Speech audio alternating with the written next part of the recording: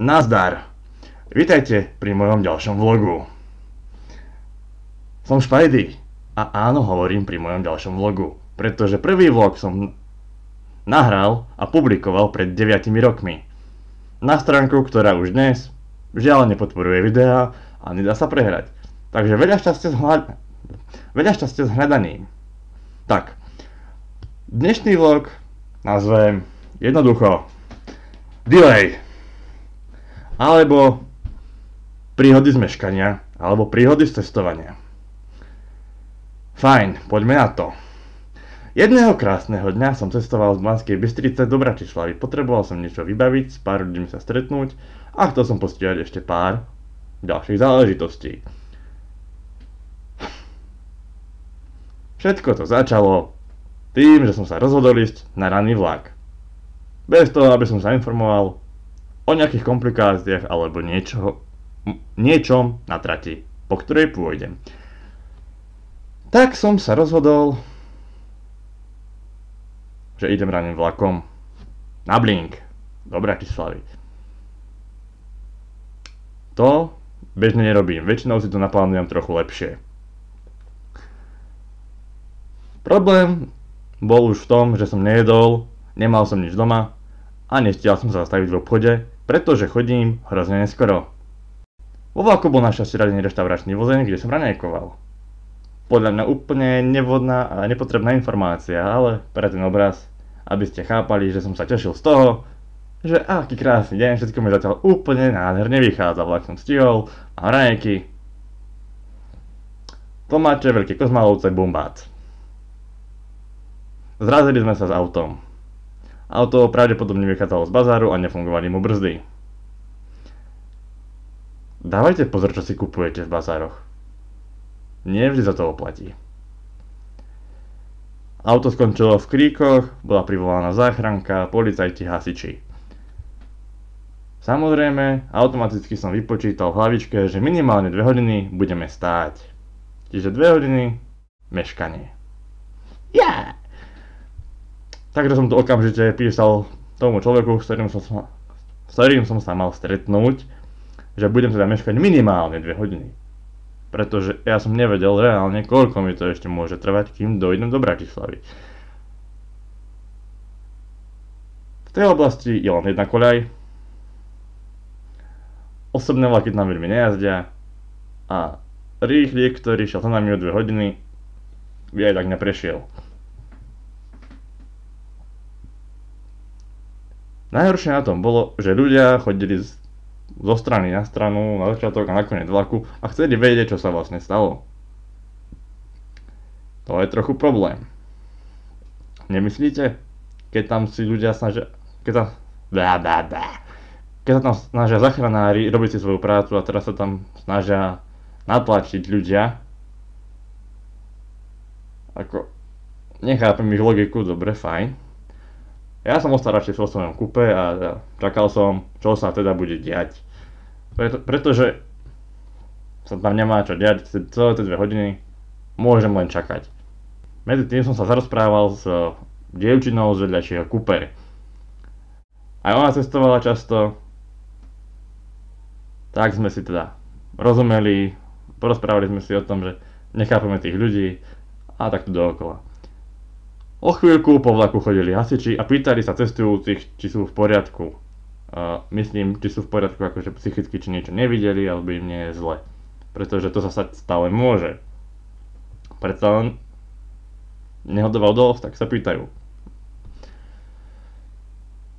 O pár kupé vedľa bola staršia pani, ktorá na nich vyťahla otázku, či by jej pomohli zísť z vozňa dole a že by teda opustila vlak, že sa ponáhľa ku doktorovi a že ak nestihne termín, tak ju doktor objedná o 3 mesiace. A to všetci dobre poznáme a všetkých nás to dobre vie nahnevať. Chápal som ju, ale žiaľ, hasiči povedali, že kým ju nepustia sprievodcovia, nepôjde nikam. Ale že skúsia s tým niečo urobiť.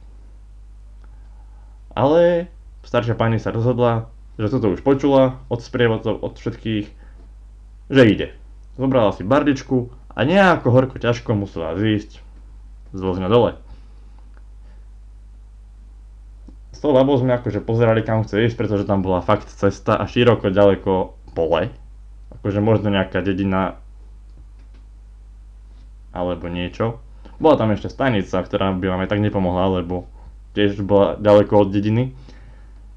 Bola tam síce autobusová zastávka, ale pravdepodobne tam nechodilo veľa spojov, pretože aj babka tam pokrútila hlavou a postavila sa k ceste a dala palec hore. Tak to ja do lajknu. Stopol si kamión. Babka šla kamiónom. Babka. Staršia pani, aby sme boli tak korektní. Doktor je doktor. Stopnite si aj kamión, nie? What the fuck. Akože, to sme si povedali, že... Vážne? Ale my sme šli obidvaja aj s tou dievčinou z vedľajšieho kupé až do Bratislavy. O 10 minút na to vo vlaku vyhlásili, že hasiči vybavili autobus, ich hasičský autobus, ktorý cestujúcich do Levíc odvezie. Myslím si, že ho vybavili pre tú staršiu pani, aby sa dostala k tomu doktorovi. Lenže pani už bola minimálne na pol ceste do Levíc. Ďalej. Sme sa spýtali, teda sprievodcov do vlaku, či máme ísť aj my, čo ideme ďalej ako do Levíc, či sa nám to oplatí, alebo máme čakať. Nevedeli nám povedať úplne presne, ale odporúčili nám radšej počkať vo vlaku, pretože ten vlak sa aj tak vyprázdnil medzi tým, ľudia sa nejako rozprchli i prípadne ešte na autobus a my sme sa s tou dievčinou rozhodli, že počkáme, kým akože dajú informácie nám, čo idú aspoň do Bratislavy a na ďalšie zastávky v strate toho vlaku. Po 2 hodinách sme sa konečne pohli. Rýchlosťou asi 50 km v hodine, pretože sme mali poškodený rušeň spredu. Nie veľmi, ale nie v stave pokračovať v ceste do Bratislavy. Vlak nás dotiahol do Levíc s 2-hodinovým meškaním, s tým, že nám povedali, že si máme prestúpiť na vlak, ktorý ide za nami. To je všetko v poriadku. OK, vybavené. V Levicách sme si niečo kúpili v bufete, nejakú poživeň, vodu, pretože nikdy človek nevie, čo sa môže stať. A taký to bol krásny deň. A ako sme si sadli do vlaku, tak baba na mňa vyťahla informáciu, že v trati je výluka a že ten vlak, v ktorom sme sedeli, keby nemal nehodu a nemeškal byť 2 hodiny, tak prejde ešte pred začatím výlukových prác. Teda výluka, čiže prestup na autobus v Podhajskej.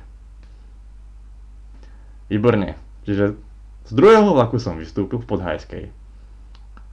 Dievčina ma dotiahla na autobus, ktorý povedala, že pôjde prvý. Pozerám sa, že OK, ale ten autobus je proste medzi asi 4. Ale asi sa viacej vyzná, pretože bola aj tak lepšie o tejto situácii informovaná ako ja, ktorý som sa proste nepozrel na internet, že sú nejaké výluky. Väčšinou to robím, ale proste v ten deň som to neurobil. Pretože som všade meškal. Doslova. Je to aj moje zavinenie, mohol som si toto ušetriť. A ísť ešte skorším vlakom napríklad. No dobre, o tej nehode by som asi aj tak nevedel. A z Podhajskej sme sa dostali autobusom, ktorý naozaj odišiel prvý, to sa musí nechať, že trafil autobus, ktorý išiel prvý. A musím sa pozrieť, kde sme to vlastne potom prestupovali, pardon. A prestupovali sme Úľany nad Žitavou. Ja som popravde nevedel, že také niečo tam ani je. Ale prestupoval som tam z autobusu na ďalší vlak, tretí v poradí. Čiže už sme mali minimálne 2,5 hodiny meškanie. Krásne. Bavili sme sa na tom, ako sa ľudia v autobusoch a vo vlakoch tvária, pretože niektoré tie výrazy už boli naozaj napaprčené, pretože niektorí tí ľudia čakali 2 hodiny na vlak, ktorý neprišiel. To je dosť smutné. A neviem, ako by som sa cítil v ich koži, asi by som sa tváril rovnako, ale my sme pri tej nehode boli a nám ten čas ubiehal trošku inak, ako keď by sme stáli niekde na stanici alebo niekde. To myslím, že čakali tak na stanici v Podhajskej a vlaku sa nedočkali a museli prestúpiť na autobus. Počkať si na autobus, ktorý pôjde o dosť neskôr. Ale myslím si, že asi niektorých aj tak asi odviezli skôr. Predpokladám, ale nedal by som za to ruku do ohňa. Nebol som na stanici. O to 2 hodiny skôr.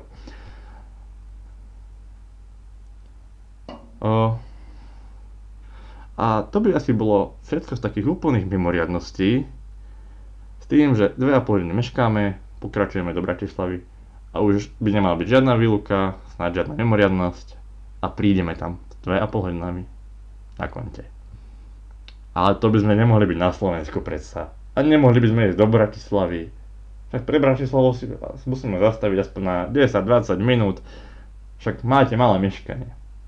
Teda ten vlak, ktorý akože išiel, tak on nemal také veľké meškanie, ale my cestujúci z toho predošlého vlaku sme nabrali také meškanie, ktoré bolo takmer 3-hodinové.